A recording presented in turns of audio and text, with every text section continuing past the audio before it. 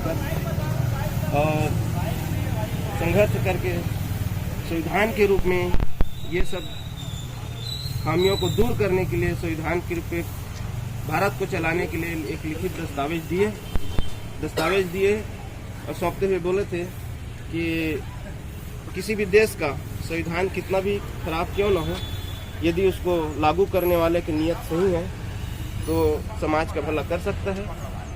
लेकिन किसी भी देश का संविधान कितना ही अच्छा क्यों न हो, लेकिन उस लागू करने वाले की नीयत सही नहीं है तो गलत साबित होगा।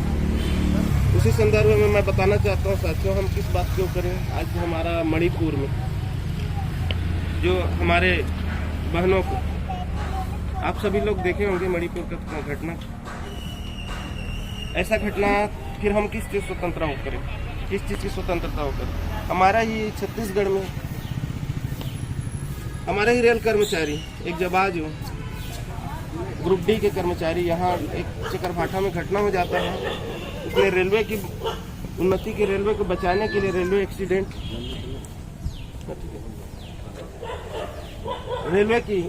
को बचाने के लिए ट्रैक में गायब पड़ा रहता है सेंटर में। उसको एक साथी को बुला के ट्रैक से बाहर कर देता है। उसी में इस दोनों को छत्तीसगढ़ में पूरे सड़क में मारते हुए घुमाया गया था। एक अमित बघेल के नाम से कोई हिंदू संगठन है। हमारे हाथरस में हमारे बेटियों को कैसा कंडीशन हुआ था। बोलते हैं कि हिंदू धर्म में बेटी को किसी भी 100 को रात में नहीं जलाते, लेकिन उसको ऐसे ही जैसे किसी सामान्य वस्तु को डिस्ट्रॉय करने के लिए हम पेट्रोल डाल के जला देते हैं, वैसे ही डिस्ट्रॉय करके कर दिए गए। हम देखते हैं कि आज हम इतना स्वतंत्र हैं कि हम अपना मूछ भी नहीं रख सकते अपने हिसाब से। मेरा शरीर है, मैं अपना बाल कैसा रखूंगा, मूछ कैसा रखूंगा, ऐसा भी देखने को मिलता है। मेरा देश है, मेरा वो है, मैं शादी करता हूँ, कोई भी शादी करता है, मैं अपना खुशियाँ मनाना चाहता हूँ। खुशियाँ मनाने के लिए मैं पैसा मैं खर्च करता हूँ, मेरा खुशियाँ है। लेकिन उसमें भी हमको घोड़ी चढ़ते हैं, उसमें भी घोड़ी चढ़ने के लिए व्यवस्था नहीं। तो इसी संदर्भ में क्या बोले, स्वतंत्रता चलने दीजिए, लेकिन ये है और हमारे भी कमी है। वर्तमान में जो जाति व्यवस्था जो फैली हुई है, हम भी जैसे बोलेंगे तो एससी में भी बहुत सारे कास्ट है, एसटी में भी बहुत सारे कास्ट है, हमारा भी वही हाल है। हम जब बोलते हैं कि हम भारत में छुआछूत के शिकार हैं, लेकिन जब हमारा ही समाज आता है, चाहे एससी का हो चाहे एसटी का हो, वो अलग समाज से थोड़ा सा हो जाता है, उसी का समकक्ष है, हम उसके साथ नहीं देते, न हम उसके साथ खान पीन का रोटी बेटी का संबंध रखना चाहते। तो आखिर हम ये कैसा होगा, कहीं ना कहीं से शुरुआत हम ही करना पड़ेगा ना। जाति से पीड़ित समाज ही जाति को बढ़ावा देंगे तो कैसे जातिवाद कैसे मिटेगा भारत से। और जब हम अपने ही भाई को हम अपना समकक्ष नहीं मानेंगे, हम अपने समकक्ष में हमारे बराबर में खड़ा नहीं करेंगे, तो इतना जो 5000 सालों से जो छुआछूत के जो व्यवस्था है, वो क्यों आपको बराबर में खड़ा करना चाहेगा। 5000 साल से आप तो उसके नजर में छूत हो, तो क्यों आपको बराबर में खड़ा करना चाहेगा। और हम ही जब जातिवाद करेंगे तो हमको ये उम्मीद करना भी गलत है कि वो हमको बराबर में खड़ा करे। अरे हम अपने समकक्ष भाई को हम साथ रोटी बेटी का संबंध नहीं रख सकते, उसके साथ उसके दुख दर्द में हम साथ नहीं जा सकते, तो फिर ये जाति का वो हम रोना क्यों रोते हैं। तो साथियों, ये सब हम आप सबको ही करना है। इसी महामंत्री जी का वो हो रहा है। मैं इसी कड़ी बात को विराम देते हुए विराम देता हूँ।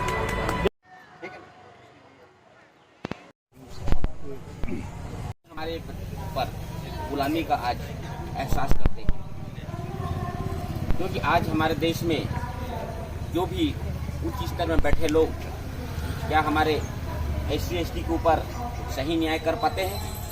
यदि सही न्याय नहीं करते तो क्या हम उनका प्रत्यक्ष विरोध कर पाए? आज तक नहीं कर पाए, और जब नहीं कर पाए तो आज गुलामी है हम उनके। लेकिन हम आज स्वतंत्रता दिवस के अवसर पर यहाँ पर एक त्योहार रूप में मना रहे हैं। लेकिन हम उस त्यौहार को यदि हम खुद पूर्णतः गुलाम से मुक्त हो जाते तो कितना अच्छा होता। साथियों, बाबा साहब ने एक बात को कहा था, गुलामों को गुलामी का एहसास कराओ, गुलामों को गुलामी का एहसास कराओ। यदि उसमें काबिलियत होगा तो गुलामी के जंजीर खुद तोड़ेगा वो। जैसे एक घर के अंदर कोई आदमी सोया हुआ है और उस घर में बाहर से आग लग गया और उस सोए हुए व्यक्ति को नहीं पता है कि बाहर से आग लग गया और नीचे से खिड़की बंद करके सोए हैं, तब खिड़की से हल्ला करके उनको ये बता दीजिए कि आप जिस घर में सोए हो उस घर में आग लग चुका है, आप बाहर निकल जाइए।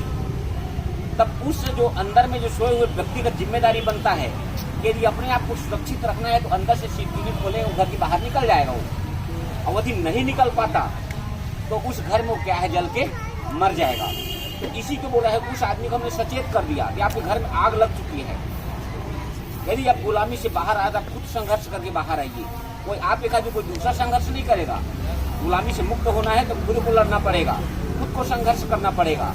साथियों, वही स्थिति आज हमारे ऊपर चल रहा है।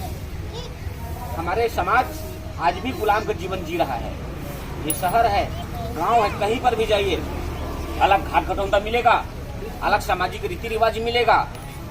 जो अपने आप को उच्च वर्ग मानने वाले आज भी हमसे दूरियां बना के चलेगी।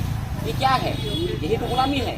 जो हम अपने कहीं पर भी रह के अपने बात को आज़ादी पूर्वक किसी के साथ शेयर नहीं कर पा रहे हैं, आज़ादी से खान पान नहीं कर पा रहे हैं। ये शहर है तो भले जो भी खाना पीना करते हैं तो उन लोग आ जाते हैं पद के डर में, पावर के डर में आ जाते हैं, लेकिन उनका दिल नहीं कहता था मैं इस समाज के बीच में जाकर खाना खाऊं।